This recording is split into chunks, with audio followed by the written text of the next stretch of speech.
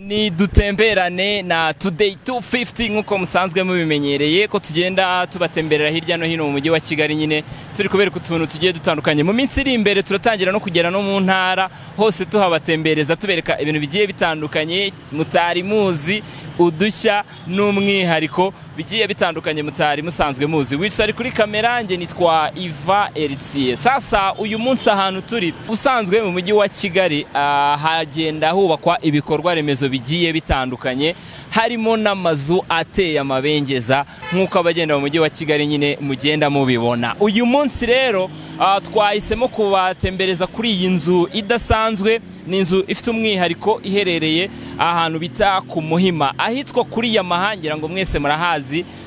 Kuri Yamaha ku maferuje ururenzeho gatoya ku muhanda umanuka ujya ku Kinamba niho duherereye. Ngira ngo abanyura muri uyu muhanda mumaze iminsi muhabona iyi nzu muri kubona inyuma yanjye, ni imwe mu mazu afite umwihariko hano mu mujyi wa Kigali kuko isa ukwayo, nta yindi nzu imeze nkayo muri uyu mujyi wa Kigali. Abantu benshi bahanyuze bakunda kuyitangarira bibaza bati ese ubundi wagwani iyi nyubako bimeze bite, iyi nzu ni yande, iyi nzu izakorerwamo ibiki n'ibindi bigiye bitandukanye byinshi bamwibaza kuri iyi nyubako. Uyu munsi rero twahisemo kubamara amatsiko, turavuga tuti reka tuhagere ubundi tumenye wagwani ubundi iyi nyubako ibyayo bimeze bite.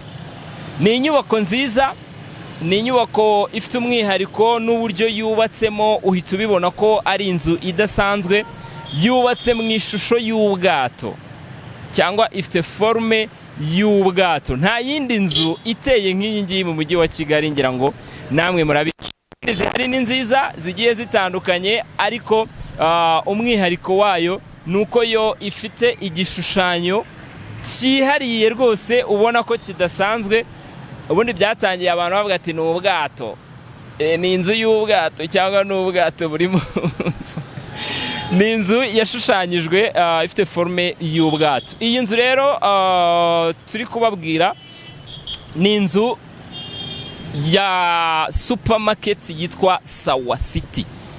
Iguriro ryitwa Sawa City ni rimwe mu maguriro amaze kubaka izina rikomeye hano mu mujyi wa Kigali, by'umwihariko rikaba rimaze no kugaba amashami agiye atandukanye hirya no hino mu bice bitandukanye mu mujyi wa Kigali. Kugeza iyi saha mvuze ko ari ryo guriro rifite amashami menshi mu mujyi wa Kigali ntabwo naba mbeshye. Rero aba banyiri Sawa City nibo bafashe iya mbere, baravuga bati noneho tumaze kwaguka reka tunakore n'igikorwa remezo kigaragara kidutanga komeza kudushyira ku gasongero.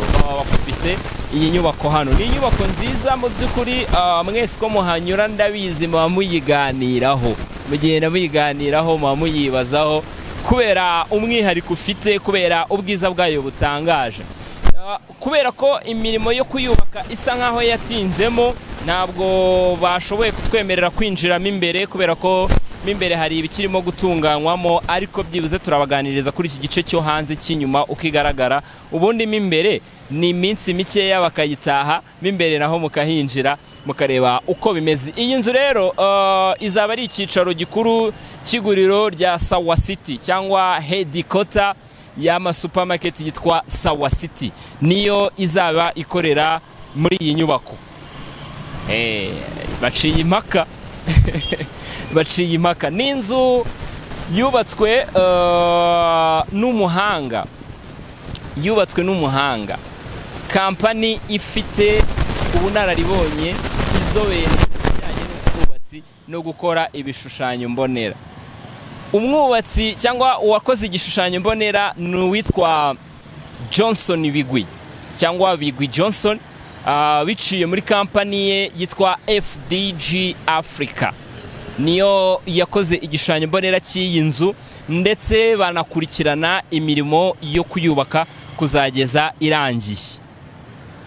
Murumva ko ni abantu bahatari, namwe nimba wumva ushaka kubaka inzu rwose uzamushake. Yitwa Bigwi Johnson, kampani ye ikaba yitwa AFDG Africa, ni FDG, sorry nta A iriho, ni FDG Africa, akaba ariyo yubatse iyi nzu inakora igishushanyo mbonera. Uyu mugabo rero Johnson Bigwi yagiye ahishura bimwe na bimwe ku bijyanye n'iyi nyubako, uburyo yabagoye byonyine kugira ngo banabone igishushanyo cyayo cyemerwe biba bigoye. Reka tubivimuze. Kampani ya Sawa City, sinzi nimba na kampani yabo yitwa Sawa City, ariko icyo tuzi ni Sawa City, begereye uyu mugabo Bigwi Johnson na kampani ye, babasaba ko babakorera igishushanyo mbonera ndetse bakazakurikirana n'imirimo yo kubaka iyi nzu. Ababizi murabizi ko umuntu afite ikibanza hari ibitekerezo abafite, ariko iyo uhuye n'umwubatsi cyangwa umu enjeniyeri hari ibyo gukosoramo cyangwa akakwereka ko ibyo wibwiraga bidashoboka bitewe n'ikibanza cyawe cyangwa ubutaka bwawe ahantu buri nuko bungana. Rero Sawa City nayo yegereye uyu mugabo imusaba ko yabakorera igishushanyo mbonera biciye muri kampani ye. Ubwo uruva intambwe ya mbere yagombaga gukorwa nuko uza gusura ahantu ubundi bakareba igishushanyo mbonera, igishushanyo cyajyana n'aho hantu bitewe n'ukuntu ubutaka bumeze, bitewe n'aho bunaherereye. Baramwegereye umugabo, baraza basura ubutaka, hanyuma atangira inyigo y'uburyo bagomba gukora igishushanyo mbonera cy'iyi nzu. Kugira ngo byemezwe, kugira ngo bemeranye ku gishushanyo, kuri iki gishushanyo cy'iyi nzu muri kureba, byatwaye amezi 2 yose bakiri kubiganiraho, umunsi ku wundi. Ni ukuvuga ngo iminsi 60 bayimaze baganira ku gishushanyo cy'iyi nzu, kuko ba nyirayo ntago bagyemeraga. Babonaga ari ibintu batazi, babona ari ibintu bidasobanutse. Ariko nyamara ubu tuvugana nibo bantu bari mu bantu bishimiye inzu bubatse mu mujyi wa Kigali, kuko kuri ubu barayikunze byata. Nyuma y'amezi 2 rero Bigwi ari mu kubasobanurira ibijyanye n'iki gishushanyo mbonera, bageraho bakemeranyaho, baravuga bati nta kundi. Ariko mbere yuko bacyemera, ni ukuvuga ngo bari bafite proposition 3. Baravuze bati iki kibanza turashaka kucyubakamo inzu ifite isura y'ibijyanye n'ikintu gitwara abantu. Bifuzaga inzu ifite ishusho y'igikoresho cyangwa ikintu gitwara abantu. Mu bintu bitwara abantu harimo indege, harimo imodoka n'ubwato. Ibyo bintu bitatu, indege, imodoka n'ubwato, nizo proposition 3 bari bafite. Baravuga ati byanze bikunze iyi nzu igomba kuba, inzu izubakwa hano igomba kuba ifite kimwe muri ibyo bishushanyo, imodoka, indege cyangwa ubwato. Rero biza kurangira bemeye ubwato, kurangira bemeranyije ku gishushanyo cy'ubwato, ari nabwo muri kureba iyi nzu ifite uyu munsi. Nyuma rero yuko bemeranyijwe ku gishushanyo cy'ubwato, hahise hatangira imirimo yo kubaka no gutegura neza ikibanza n'ibindi bigiye bitandukanye. Ariko uyu mugabo yagiye ahishura ko mu kuyubaka hajemo ikindi kibazo. Iyi nzu nk'uko muri kuyibona itandukanye n'izindi nzu, ifite umwihariko w'uko ntabwo inkuta z'inyuma cyangwa inkingi inzu ihagazeho ntabwo zigaragara. Ibyo bintu abahanga mu bwubatsi cyangwa abantu biga ibintu by'ubwubatsi maraza kubyumva cyane. Buri nzu buriya none by'umwihariko izo nzu ziba zigeretse z'ama etaje, inzu iba ifite inkingi ihagazeho. Ariko iyi ngiyi yo by'umwihariko ntabwo inkingi ziyifashe zigaragara. Iki ngiki Bigwi yabwiye igihe ko ari imwe mu mbogamizi zabagoye cyane kugira ngo babone uburyo bwo kubaka iyi nzu bahishe inkingi ziyifashe. Uyirebeye inyuma nta nkingi na nimwe wabona iyi nzu ihagazeho. Ariko nyamara zifite ahubwo irazifite, ariko barazikoze mu buryo bw'ubuhanga, barazihisha zikaba zitagaragara. Icyo rero ngo ni kimwe mu bintu byabagoye, kubona uburyo bwo guhisha izi nkingi z'iyi nzu, kandi zikaba ziyiriho ifite inkingi ariko ntabwo zigaragara. Icyo ni kimwe mu bintu byabagoye.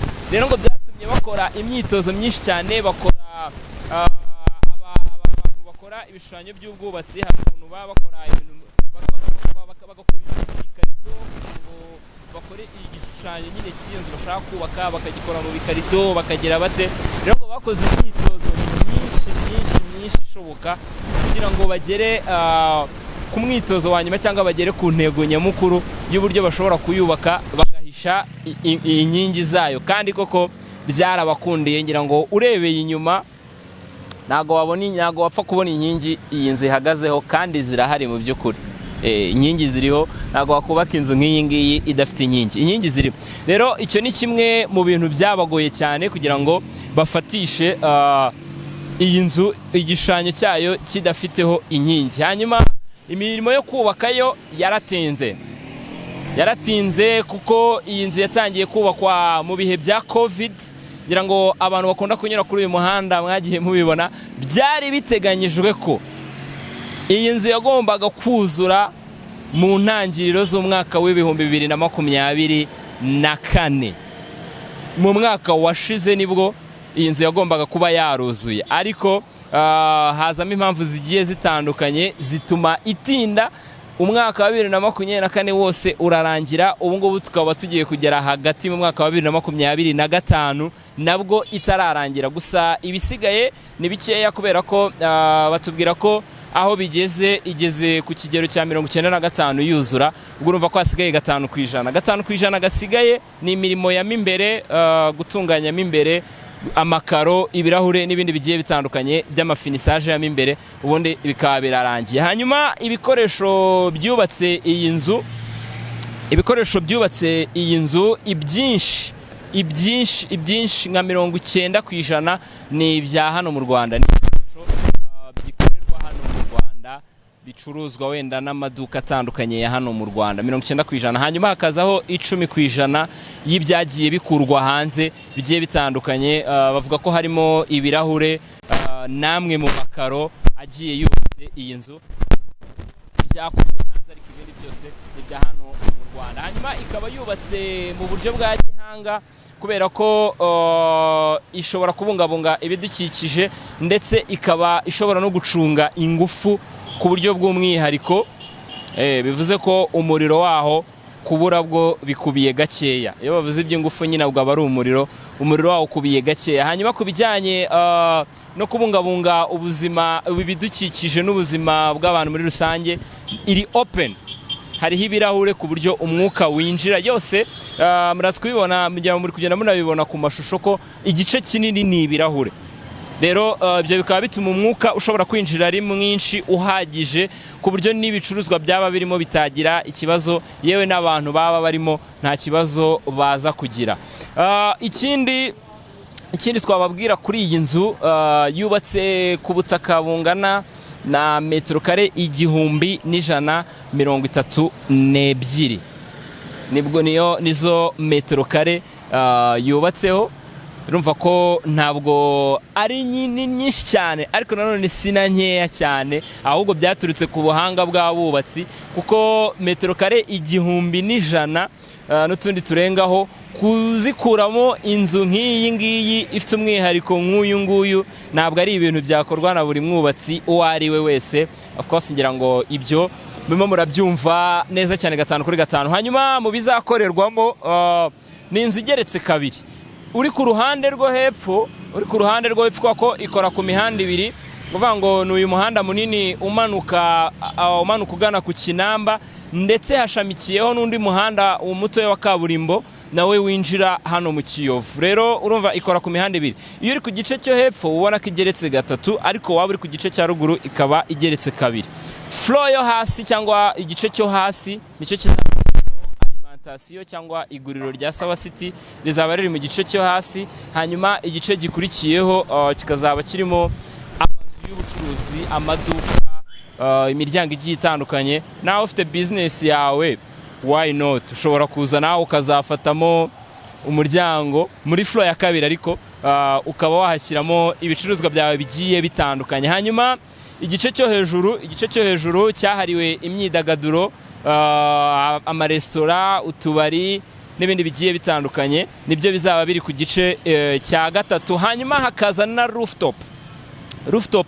Ni igice cyo hejuru gifunguye, ku buryo umuntu hicaye hashobora kuba ari kuhafatira akantu. Of course naho hazaba hari resitora n'utubari, nibyo bizaba biri ku gice cyo hejuru, ku buryo umuntu uhicaye witegeye umujyi wa Kigali, ibice bya Gisozi, Kagugu, Kacyiru n'ahandi, ukaba ushobora kuba uri gufata kamwe nyine witegeye muri ibyo bice bigiye bitandukanye. Nuko iyi nzu iteye nibyo bizakorerwamo.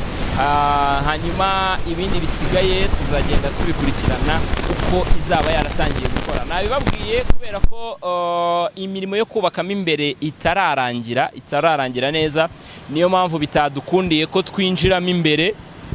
Ntabwo byadukundiye ko twinjiramo imbere kubera ko hari ibintu bikimanitse bigize gute bishobora kuba byateza ikibazo igihe icyo ari cyo cyose, niyo mpamvu tutabashije kwinjiramo imbere.